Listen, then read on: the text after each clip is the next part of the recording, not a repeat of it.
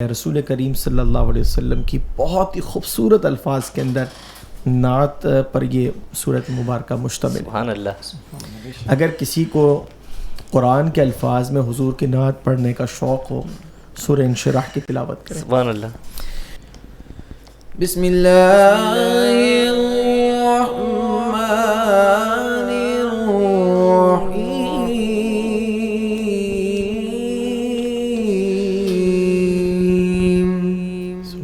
سبحان اللہ۔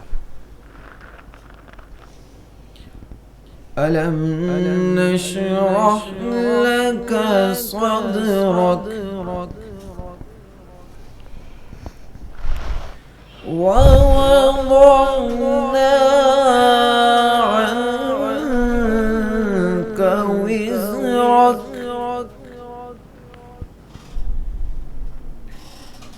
الذي أنقض ظهرك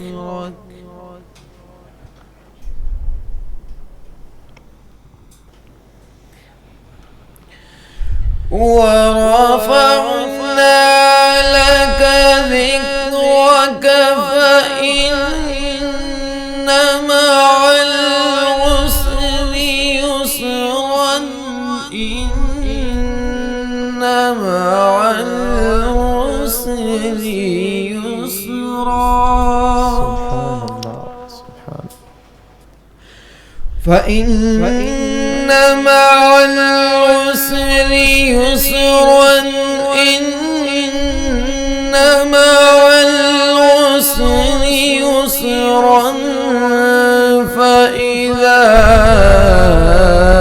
فرغت فانصب وإلى ربك فارغب صدق اللہ العظیم۔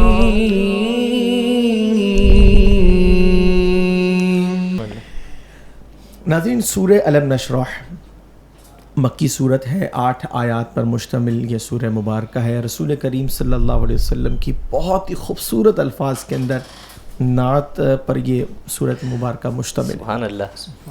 اگر کسی کو قرآن کے الفاظ میں حضور کی نعت پڑھنے کا شوق ہو، سورہ انشراح کی تلاوت کریں۔ سبحان اللہ۔ اللہ تعالیٰ نے فرمایا الم نشرح لک صدرک، کیا ہم نے تمہارے لیے تمہارا سینہ کشادہ نہ کیا؟ ناظرین، رسول مکرم صلی اللہ علیہ وسلم انبیاء اکرام علیہم السلام کے تذکرے فرما رہے تھے۔ اللہ رب العزت کی بارگاہ میں آپ عرض گزار ہوتے ہیں۔ یہ خلاصتاً میں آپ کو روایت بتا رہا ہوں۔ حضرت ابراہیم علیہ السلام کے خلیل ہونے کا تذکرہ ہوا، موسیٰ علیہ السلام کے کلیم ہونے کا تذکرہ ہوا، عیسیٰ علیہ السلام کے بارے میں روح اللہ ہونے کا تذکرہ ہوا، سیدنا داؤد علیہ السلام کا تذکرہ، حضرت سلیمان کی بے مثال و شاندار جو حکومت تھی اس کا تذکرہ، حضرت ادریس علیہ السلام کا تذکرہ۔ اے اللہ میرے لیے کیا ہے؟ فرمایا الم نشرح لک صدرک، سبحان اللہ۔ بابو ہم نے تمہارے لیے تمہارا سینہ کشادہ نہ کر دیا۔ اور یہ سینے کی کشادگی کیا ہے؟ ناظرین، انسان کے بدن کے اندر دل بادشاہ ہے، ٹھیک ہے؟ سارے اعضاء جو ہیں جس طریقے سے بادشاہ کی رعایا ہوتی ہے، یہ رعایا کی مثال ہے، لیکن دل بادشاہ ہے۔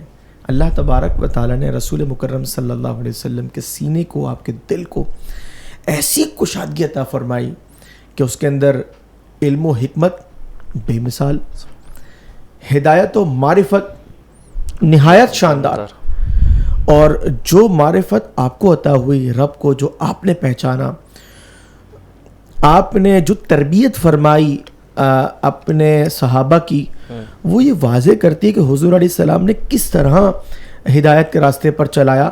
تو آپ کی ہدایت اور حکمت اور علم اور معرفت کا عالم کیا ہوگا؟ یعنی سارے انسان مل کر، سارے علماء مل کر، سارے محدثین، مفکرین، مفسرین اور سارے ذہین ترین افراد مل کر اگر اس سرچشمہ حکمت کا اندازہ کرنے کی کوشش کریں، کوئی پیمانہ ہی نہیں ہے۔ صحیح بات ہے۔ اب ناظرین، بات یہ ہے کہ اللہ تبارک و تعالیٰ نے بے مثال ساری چیزیں اور مخلوق کے اعتبار سے دیکھیں تو لامحدود عطا فرمائی. اللہ تعالیٰ جانتا ہے کہ اس کی حد کیا ہے, مخلوق نہیں جانتی اس کی حد کیا ہے.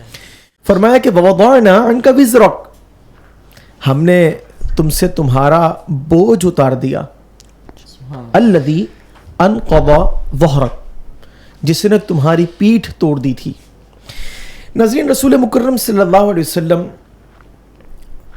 امت کی کامیابیوں کا بہت شدت کے ساتھ اللہ تبارک و تعالیٰ سے مطالبہ کرتے تھے, اپنی دعاؤں میں اسے طلب کرتے تھے, اور ایک چاہت تھی امت کامیاب ہو جائے. اللہ تعالیٰ نے آپ کا بوجھ دو اعتبارات سے اتارا. ایک یہ بوجھ محسوس فرماتے تھے آپ صلی اللہ علیہ وسلم کفار کی جہت سے, ٹھیک, اے اللہ یہ مسلمان ہو جائیں. اللہ تعالیٰ نے اس بوجھ کو اتار دیا.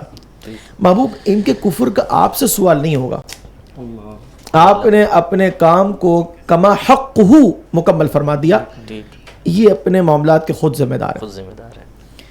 دوسری بات یہ ہے کہ محبوب جو آپ کے امتی ہیں, دیکھیں ایک ہے امت دعوت جن تک پیغام پہنچ گیا نہ مانے, ایک ہے امت اجابہ پیغام پہنچا مان بھی گئے, اطاعت اختیار کر لی, سر تسلیم خم کر دیا, یا اللہ گناہگار ہیں انہیں بخش دے, ربی حبلی امتی, امت کا معاملہ میرے حوالے فرما دے.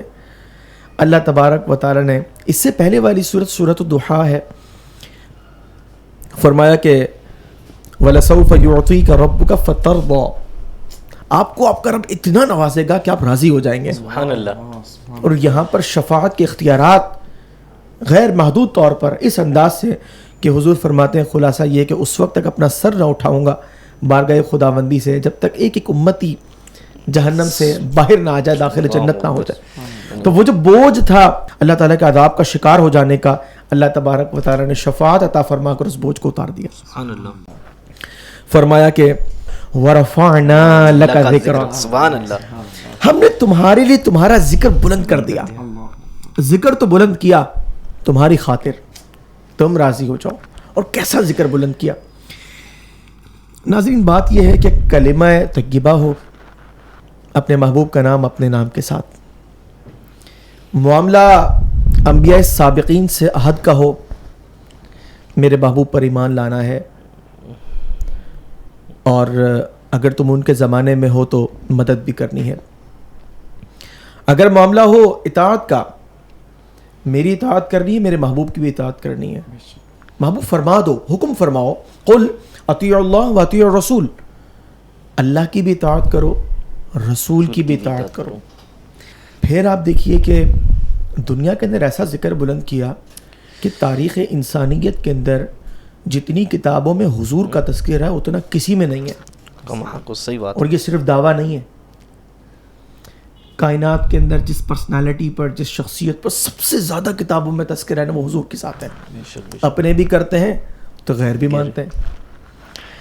پھر آپ دیکھیے کہ جتنی زندگیاں وقف ہوئیں کسی ایک شخصیت کی ذکر کو بلند کرنے کے لیے, وہ مخلوق میں ذات حضور سرور دو عالم صلی اللہ علیہ وسلم. اور زندگیاں بھی کیسی مطلب وقف کی ہیں. کوئی خود وقف ہوا, کسی نے اپنے گھر والوں کو وقف کیا, کسی نے اپنی نسلوں کے لیے دعائیں کی. مطلب التجائیں ہیں, تمنائیں ہیں, وہ ذوق ہے, وہ شوق ہے اور طلب ہے, اے اللہ قبول فرما لے, اسباب مہیا فرما دے.